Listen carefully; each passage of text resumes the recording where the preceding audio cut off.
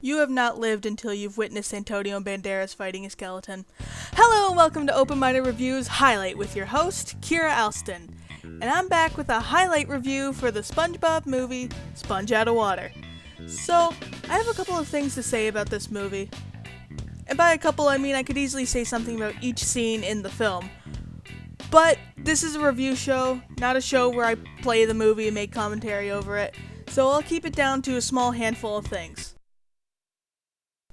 First off, I'll talk about the characters and how amazing they are in this movie.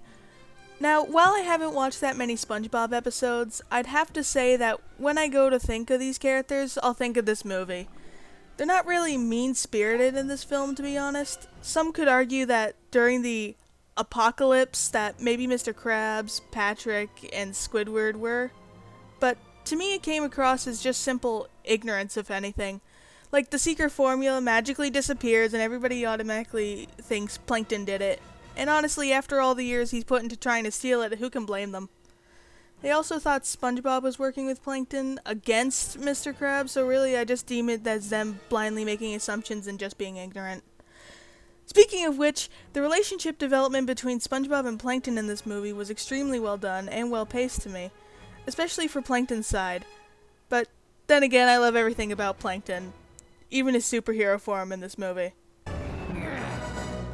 Oh my fucking god! It's Plank! What the actual fuck? I've watched that scene so many times now that I've gotten numb to it, okay? No, but in all seriousness, in my eyes, SpongeBob and Plankton were working things out with each other right until the very end. There was a moment or two where it seemed like there was a sudden shift, but those didn't last very long before something happened, like, You are the worst teammate ever! Yeah, that. Plankton's character was also handled very well, in which, yes, he was willing to work to get the formula, but he always seemed to be on this tightrope on whether he'd use it to help restore order in Bikini Bottom, or use it to rule the world, as he put it. Which is believable to me, because they made him kind of a neutral anti-hero of the sorts, if that makes sense. Oh, and before I move away from talking about Sheldon J. Plankton, I'd just like to show this scene real quick. Well, Karen, I know I've taken you for granted all these years, and I just wanted to say, I'm glad you're on my TM. Oh, Sheldon, it's the sweetest thing you've ever said. Plankton, are you crying? No, it's just one of the hazards of having a giant eyeball. There's always stuff getting in there. Yes, moving on. So, as I had mentioned in the previous review, not a lot of this movie is the CGI bits as the advertisements had you believe. Hell, I bought the DVD a few days ago, and I swear to God it only has the CGI/live action stuff here. But the CGI parts are great, and they're my favorite parts of the film, to be honest. It was essentially a 30-minute climax in a way, and it was great how they used that time.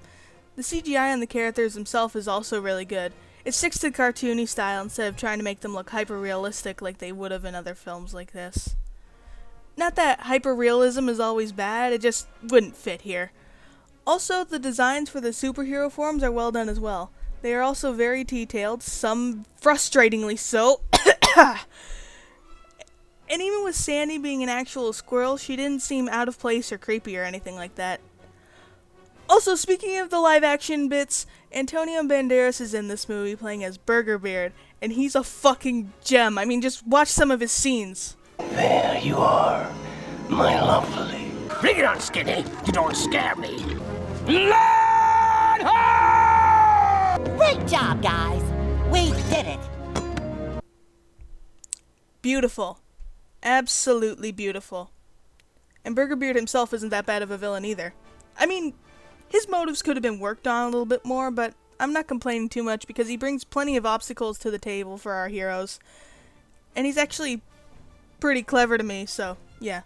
So, to finish off my unorganized list of points, I'll just say that the ending was okay, the climax was great, the finishing touches to Plankton's character arc was great, But it left a few unanswered questions, and of course, because of the show's status quo, all of Plankton's development kind of goes down the drain, which was expected, but still upsetting. Thanks for watching this episode of Open Minded Reviews Highlight. If you enjoyed it, leave a like, and feel free to leave a comment down below. Bye! Also, no, we are not going to talk about the Illuminati dolphin. You can forget about that.